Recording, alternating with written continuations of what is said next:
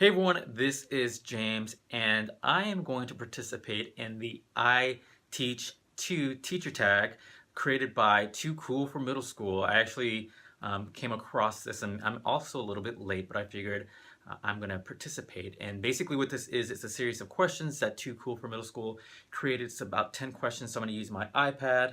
So that's why if you see me looking down, I'm looking at the questions. And it's just a series of questions so that way you get to know me and all the other teachers who are participating in this little hashtag iteachtoo video series, so you get to know a little bit more about us. So let me go ahead and get started. So the first question is, what do you teach and where? I teach in Central Texas, in Austin, Texas. I teach science at the high school level. I taught biology this past school year, but I'm going to teach chemistry. I think that's all I'll be teaching is chemistry. Who knows, it might change before the very first day of school, but I'm certified in science at the secondary level, 8 through 12. How long have you been teaching? This is a complicated question. So I just got returned back into the classroom last year. Total service record year-wise, I have 10. However, I still taught when I was a district science specialist, and then I also taught a little bit when I was an administrator. So 10 officially, but then I count those other part-time gigs in those other roles as well. Did you always know you wanted to be a teacher? No. I actually had wanted to be a dentist. That's what I went to school for. I was pre-dental, and however, I have arthritis in my hands, and I've had it since I was a teenager. And really, at the time, the doctors went to doctor after doctor, and they really didn't know what it was. And so I just kept thinking, okay, like if I'm going to be using these sharp instruments in people's mouths, and people already hate going to the dentist, I love going to the dentist. However, I didn't want to be holding, these sharp instruments in people's mouths, and they were already fearful of being at the dentist. And so when I was at the University of Texas, I came across my teaching program, You Teach, and that program allowed me to still attain my degree in biology, but at the same time seek to be certified as a teacher here in the state of Texas. And people would always tell me, hey, when we were doing like group studies, you should be a teacher because you explain things really well. And that's kind of what got things into my head, and I haven't looked back since. Next question, number 4. What is your typical teacher outfit of the day? OOTD, I had to decipher that for a second. So I like to dress comfortably. It depends. There are days where like I will go all out, like I'll dress in a nice, dress shirt, slacks, belt, tie. And apparently the kids like that, because last year when I was dressing down, they told me that I needed to go back to the way I was dressing previously.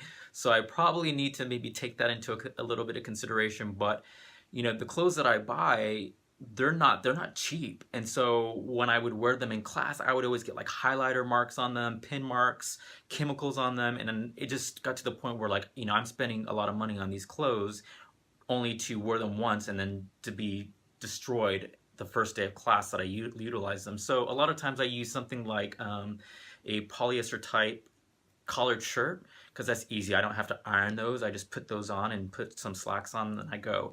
However, my campus Fridays are spirit days, so I can wear the faculty shirt and some jeans, and then Wednesdays are also college days, so I can wear a college shirt and some jeans. So really it's just Monday, Tuesday, and Thursday that sort of varies from week to week. And then shoes wise, I wear like Skechers, nice all black Skechers, something very comfortable for my feet because I like to stand a lot, and especially as a high school teacher. Well, I think all teachers, we stand a lot anyways. Number 5, what do you usually bring for lunch?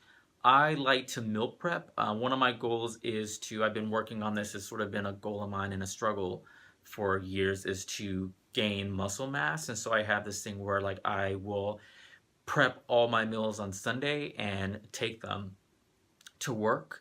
I'm actually pretty excited because I'm moving into a new classroom this upcoming school year, and it has a prep room that has a larger refrigerator. I had a mini fridge in my classroom, but now I have a big fridge, and so I'm a little bit excited about that because it comes with a sink with hot water, and so I get to have some of my protein shakes. So it just varies. Like I said, I meal prep on Sunday. I'll cook various things from salads. I'll have salads and but like chicken breast, and then I'll just find different ways to, vary it up so it's not boring. Number 6. What is one of your favorite books about teaching? I don't think I have a favorite book. I read a lot of books on education. I always have. Anything that gets me to think about my pedagogy and perhaps even strategy wise. I know I shared The Understanding by Design by Williams and McTighe. That was one that was very helpful to me. Really, I don't have one. It's just anything that, again, causes me to think and perhaps implement, and also comes with a lot of examples. So if the person who wrote the book is maybe an English teacher, great that they're writing a book and they're sharing strategies, but they also talk about, or they research strategies for science, research strategies about math and social studies and even fine arts, because sometimes those get left out. So any books that the author is able to tie in different subject areas and give examples to help me, to make it easier on me when I'm trying to visualize it and what it might look like in my classroom, I really enjoy those types of books. Number 6, what is one of your favorite teacher movies? I was gonna say Sister Act 2. I mean, there is some teaching in that, right? She's teaching the choir. I actually do like that movie, but I'm not sure if that's one of my favorite movies. Stand and Deliver. Stand and Deliver. I think that's what it's called. And I believe that one is based off a true story. It's with Lou Diamond Phillips, and it's basically this teacher. He came to this predominantly Mexican American school in southern LA, and he had a group of students who were there were issues behaviorally and academically, and so he was able to get these group of students to take an AP calculus exam, and they all passed it. But then it actually became national news because the college board, I guess, accused them of cheating. So there were these students, they retook the AP calculus test that summer, and I think they only had a couple days or a day to study for the AP Cal retest, and they all passed it. And so that's just very relevant to me culturally, but then also based on the schools that I taught at historically in my career. So it's just a really great story to see, students that from similar backgrounds that were able to be successful, even if people thought that they cheated, and they still show them, hey, we're smart, we can do it. Number 9, who are some of your favorite teacher, YouTubers, Instagrammers, Snapchatters, etc.? So YouTubers, one is Gary Brooks. I found him through his Facebook, but he uploads some of his videos onto YouTube. But he's an administrator, and he's just always coming up with, I found him when I was still an administrator, so that's why it spoke to me, and I really enjoyed, listening to a lot of his just jokes, his humor. Another one is Eddie B. I don't know if he has a YouTube. I haven't actually checked him out. I know he has a Facebook, and he is a teacher/comedian here in Texas, I believe Houston, Texas. And if you haven't seen any of his videos, you need to check them out on Facebook. It's Eddie B, and he just always makes these, short little video memes. And, if you're ever having a bad day, he's one of the people that you can put up and watch.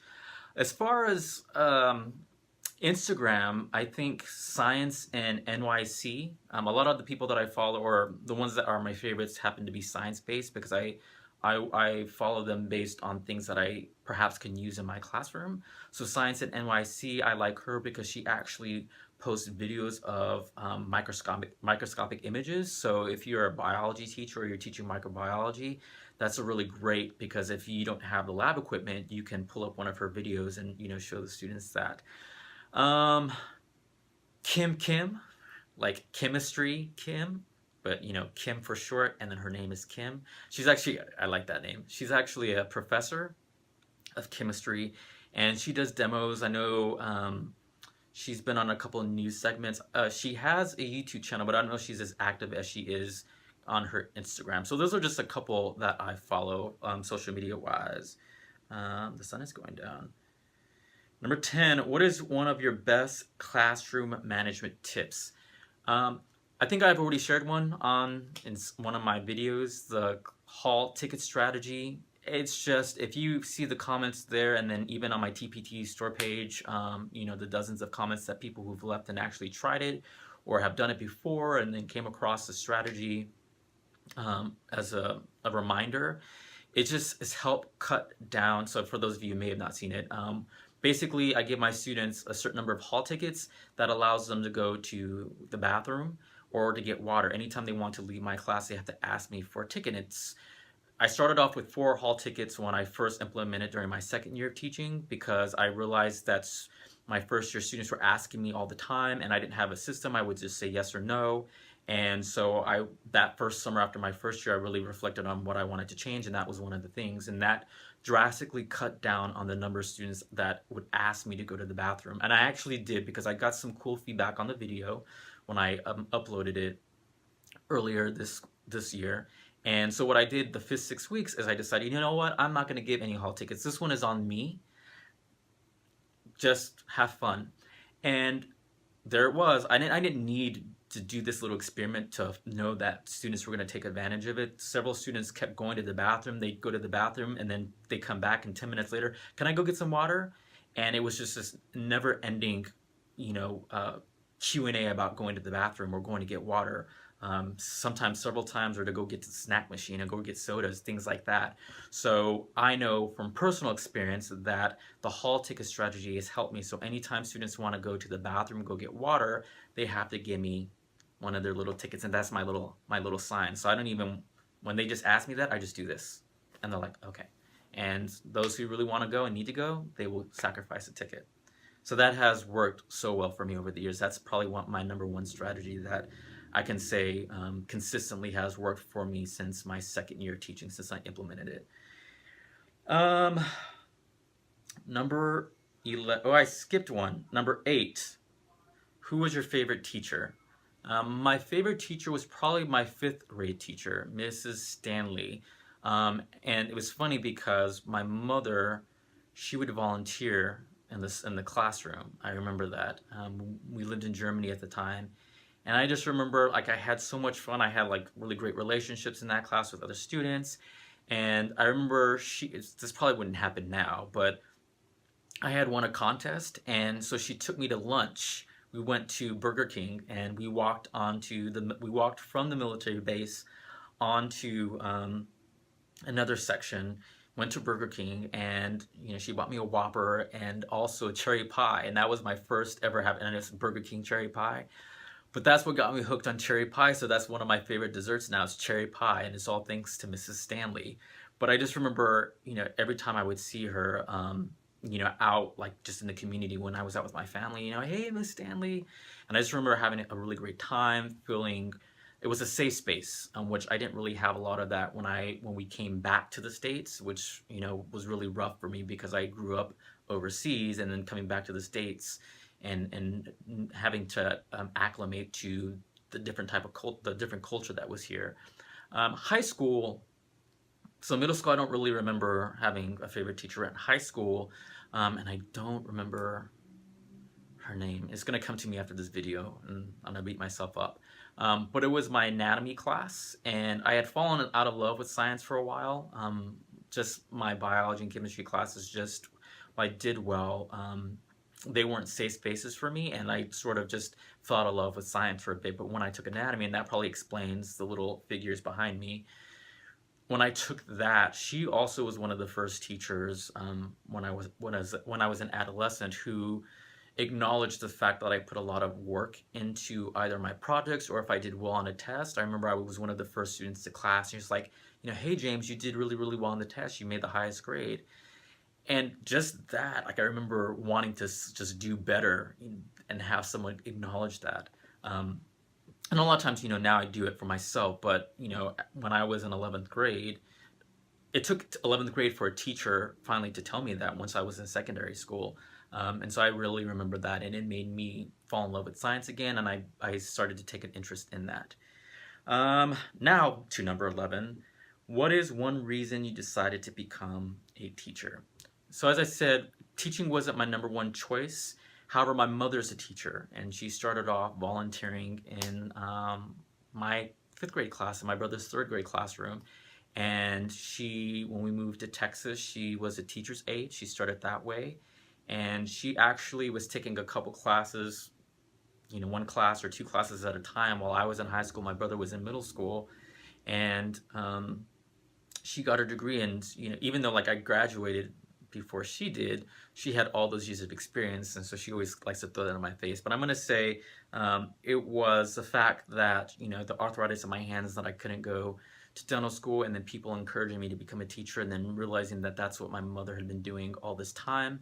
And I actually had been helping her, when I was in high school. I would go, her campus was about like a 30-minute walk from my high school, so my senior year when I had off periods, I would walk to her school and I would help out. She was a teacher aide at that time, so she didn't have her own classroom, but I would help her and the teacher. So those are my questions. I'm gonna put the link to Too Cool for Middle School because she's the one who started this great tag thing. So if you have your own, I'm interested to hear what you have to say. Just make sure to put that video up and I'll check you all out. As always, thanks for watching.